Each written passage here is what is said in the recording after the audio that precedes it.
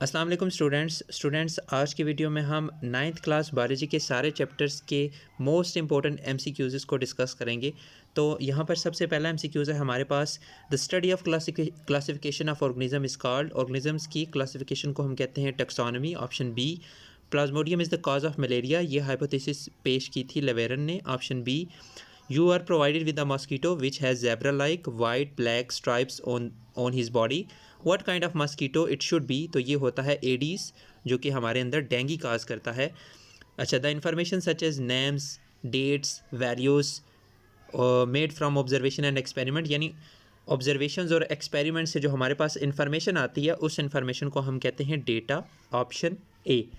इसके बाद you are doing a control experiment which, जो हमारे पास कंट्रोल एक्सपेरिमेंट होता है उसके अंदर हमारे पास दो ग्रुप्स होते हैं, ठीक है, एक एक्सपेरिमेंटल ग्रुप, दूसरा कंट्रोल ग्रुप, जिनको हम पैरेलल रन करते हैं। फॉर एग्जांपल, मैं किसी प्लांट के ऊपर देखना चाहता हूँ यूरिया का इफ़ेक्ट, ठीक है, किसी प्लांट की ग्रोथ के ऊपर यूरिया का इफेक्ट देखना चाहता हूँ, तो मैं ऐसे 2-3 गमले बना लूँगा और उन 1-2 गमले ऐसे बनाऊँगा जिनमें यूरिया की कंसनट्रेशन में थोड़ी सी, एक में मैं क्या ऐड करता हूँ थोड़ी ज़्यादा अमाउंट में यूरिया, दूसरे में थोड़ी कम अमाउंट में यूरिया ऐड करता हूँ, और तीसरा एक ग्रुप में ऐसा भी बनाऊँगा जिसमें मैं यूरिया ऐड नहीं करूँगा, ठीक है, वो बिल्कुल नेचुरल कंडीशंस में ग्रो करेगा।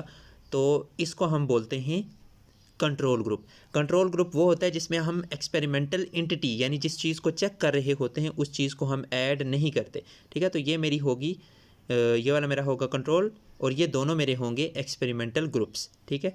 तो you are doing control experiment, इसमें है ऑप्शन बी, में include experimental group and control group parallel, मतलब इसमें कंट्रोल ग्रुप और एक्सपेरिमेंटल ग्रुप दोनों पैरेलल रन करते हैं। अच्छा, इसके बाद नेक्स्ट में चलता हूँ अगले चैप्टर की तरफ।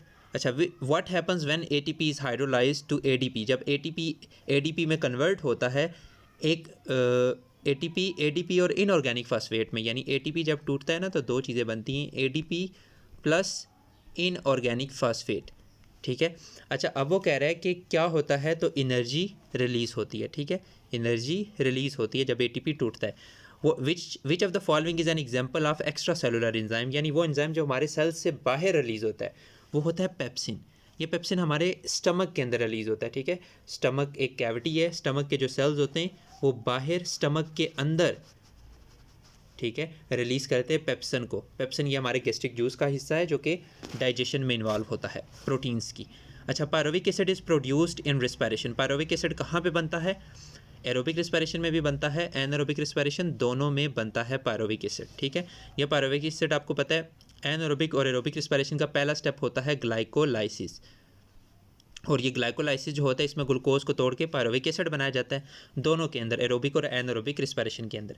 इलेक्ट्रॉन ट्रांसपोर्ट चेन के अंदर NADH से कितने ATP बनते हैं, NADH से बनते हैं 3 ATPs। द लॉक एंड की model suggest that enzymes active site, lock and की मॉडल के मुताबिक जो एंजाइम्स की एक्टिव साइट्स होती हैं ना वो रिजिड होती हैं, वो अपनी शेप चेंज नहीं करती, और इनके अंदर वैसी ही सबस्ट्रेट फिट आ सकती है जो कि बिल्कुल इस एक्टिव साइट की तरह होती है, ठीक है। तो active site is rigid and specifically shaped for substrate, इसमें है ऑप्शन बी, पाँचवें का है ऑप्शन बी। अच्छा जी, इसके बाद नेक्स्ट में चलता हूँ, detoxifying organ of human body, human के अंदर जो डिटॉक्सीफाइंग ऑर्गन होता है वो होता है liver. All types of cells have developed from common origin, they developed from, जो हमारे सेल्स हैं वो डेवलप कहाँ से होते हैं। अच्छा, अब ये थोड़ी सी सोचने की बात है, तो हमारे सेल्स बनते हैं सारे के सारे जाइगोट से, ठीक है, ये बात तो ठीक है, हमारी बॉडी के जितने भी सेल्स हैं वो जाइगोट से ही बनते हैं। जाइगोट एक सेल होता है, इस जाइगोट से फिर आगे एम्ब्रियो बनता है, वो एम्ब्रियो ग्रो करता है, उसके अंदर डिफ्रेंशिएशन होती है, कुछ सेल्स जो हैं वो हमारी स्किन बना देते हैं, कुछ सेल्स हमारी बॉडी के अंदरूनी ऑर्गन्स बना देते हैं, कुछ मसल्स बना देते हैं, कुछ बोन्स बना देते हैं। तो हमारी बॉडी के जितने भी सेल्स हैं दे डेवलप्ड फ्रॉम जाइगोट, ठीक है। अच्छा, if the Golgi apparatus is dysfunctional in the cell, what is the most likely consequence. अच्छा, तो गोल्गी apparatus का मेन काम क्या होता है, गोल्गी apparatus हमारी बॉडी से मुख्तलिफ वेजिकल्स को, वेस्ट को भी रिलीज़ करवाता है, हमारी बॉडी के अंदर एंजाइम्स को भी बनवाता है, ठीक है, और हमारे सेल्स के अंदर अच्छा, एंजाइम्स को नहीं, लाइजोसोम्स को, और लाइजोसोम्स के अंदर एंजाइम्स होते हैं जो कि डाइजेशन का काम करते हैं, ठीक है। तो अब वो कह रहे हैं कि क्या होगा, inefficient energy production, inability of synthesis DNA, impaired secretion and transport of protein, decrease cell membrane stability.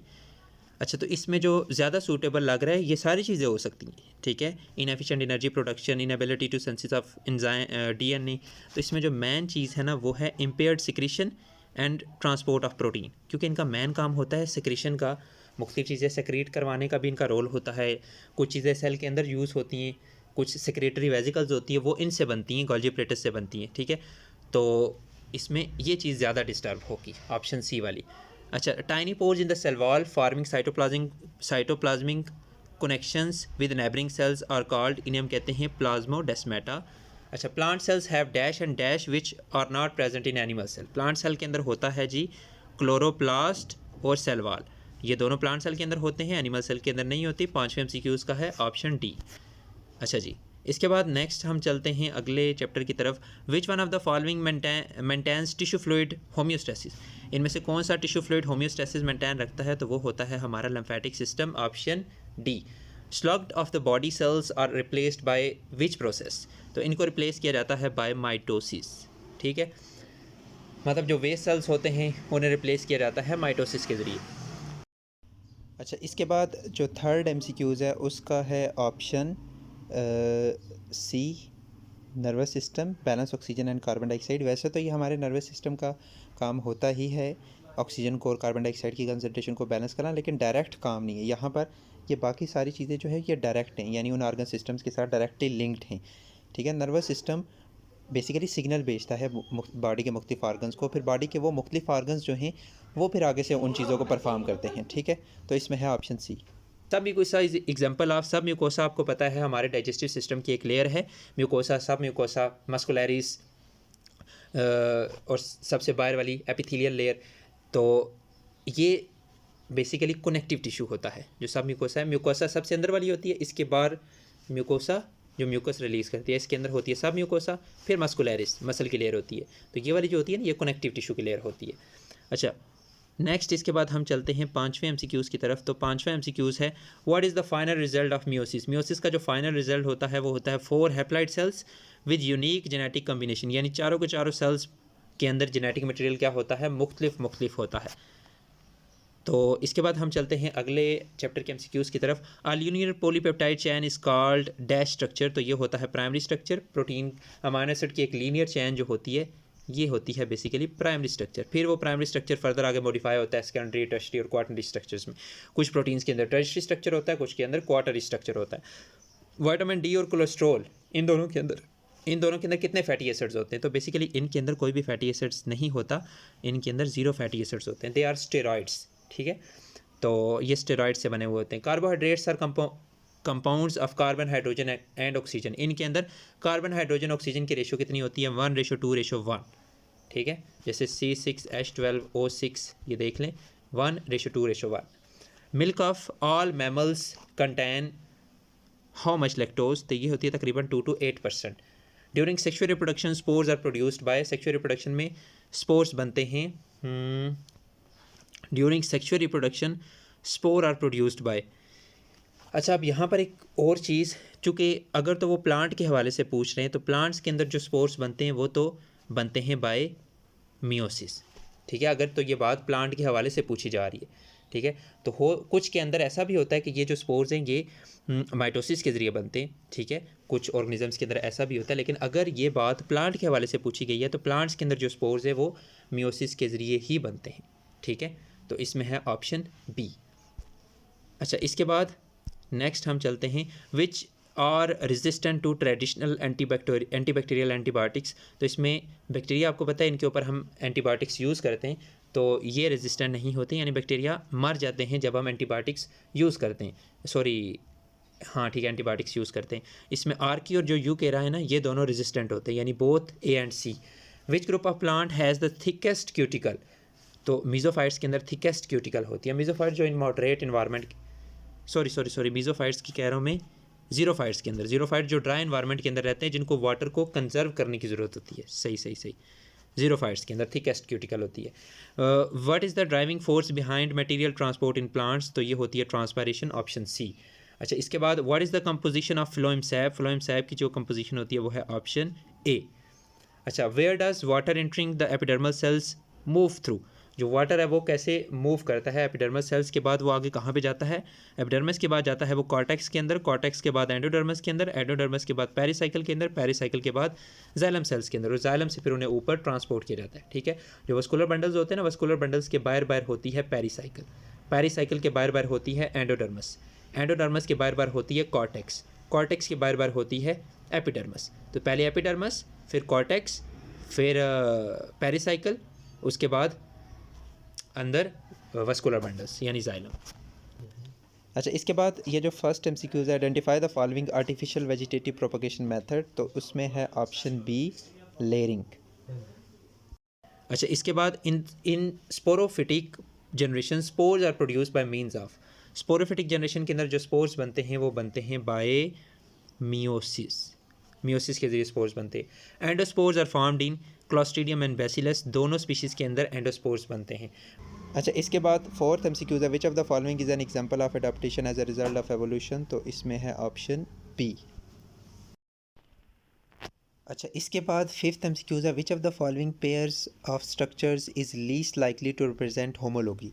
अच्छा, होमोलॉगी होमोलोगस से निकला है, यानी होमोलोगस आर्गन। होमोलोगस आर्गन वो होते हैं जो कि स्ट्रक्चरली सिमिलर होते हैं और लेकिन उनका जो फंक्शन होता है वो डिफरेंट होता है। होमोलोगस आर्गन के बारे में ये बोला जाता है कि इस अर्थ के ऊपर वो ऑर्गेनिजम्स जिनके अंदर होमोलोगस आर्गन्स मौजूद हैं ना, उनका कोई ओरिजिन बहुत अरसा पहले, हज़ारों साल पहले, सदियों साल पहले ना, उनका कोई जो एंसेस्टर था वो एक जैसा था, मतलब उस एक कॉमन एंसेस्टर से वो इवाल्व हुए। इस वजह से उनके अंदर जो आर्गन्स हैं वो मिलते जुलते हैं, कुछ आर्गन्स या बॉडी के कुछ पार्ट्स की तरतीब जो है वो मिलती जुलती है। इसकी एग्जांपल भी मैं आपको देता हूँ, और ये एवोल्यूशनिस्ट कहते हैं। ठीक है, हम नहीं कहते, तो हम तो ये कहते हैं कि अल्लाह ताला ने हर चीज़ को एक स्पेसिफिक मकसद के लिए पैदा किया। ये एवोल्यूशनिस्ट कहते हैं, मतलब जो एवोल्यूशन पे बिलीव करते हैं। हम तो एवोल्यूशन पे बिलीव नहीं करते। ठीक है, तो अब कहने की बात यह है कि होमोलॉगी या होमोलोगस आर्गन्स होते क्या हैं, यानी एवोल्यूशनिस्ट ये कहते हैं कि जो होमोलोगस आर्गन होते हैं वो स्ट्रक्चरली सिमिलर होते हैं लेकिन उनका फंक्शन डिफरेंट होता है। उसकी रीज़न क्या है कि हो सकता है उन ऑर्गेनिजम्स के अंदर जिनके अंदर होमोलोगस आर्गन मौजूद होते हैं उनका कोई एंसेस्टर कॉमन एंसेस्टर था, यानी वो कॉमन एंसेस्टर से ओरिजिनेट हुए। जैसे हमारे अंदर जो हैंड्स हैं उनके अंदर बोन्स की जो तरतीब है वही बोन्स बर्ड के विंग्स के अंदर मौजूद होती हैं। जैसे ह्यूमरस है, radius, ulna, carpals, metacarpals, phalanges, ये सारी बोन्स हमारे हाथ के अंदर मौजूद होती हैं और ये सारी बोन्स बर्ड के विंग्स के अंदर भी होती हैं। लेकिन हमारे हाथ जो है वो दूसरे तरीके से काम करते हैं। बर्ड के विंग्स जो हैं वो उड़ने के हवाले से मॉडिफाई होते हैं। ठीक है, तो इन तरह के आर्गन्स को हम कहते हैं होमोलोगस। ठीक है, the wings of the bat and the four limbs of the human, homologous organ. The hemoglobin of baboon and hemoglobin of gorilla, homologous organ. The brain of the cat and that of a dew, homologous organ. The wings of the bird and those of an insect. अब ये जो है ना, ये homologous organ नहीं है। अब insect के जो विंग्स होते हैं ना उनके अंदर बोन्स नहीं होती। ठीक है, इंसेक्ट के विंग्स के अंदर बोन्स नहीं होती, ये एग्जाम्पल होमोलोगस आर्गन की नहीं है। अब बर्ड के जो विंग्स हैं और इंसेक्ट के विंग्स हैं वो काम तो एक ही करते हैं लेकिन दोनों का स्ट्रक्चर एक जैसा नहीं है। होमोलोगस आर्गन वो होते हैं जिनका स्ट्रक्चर एक जैसा हो, बेशक फंक्शन डिफरेंट हो। ठीक है, तो ये एनालोगस आर्गन की एग्जांपल है, ये वाली डी वाली। तो इसमें ऑप्शन डी ठीक है, बाकी तीनों होमोलोगस आर्गन की एग्जांपल है।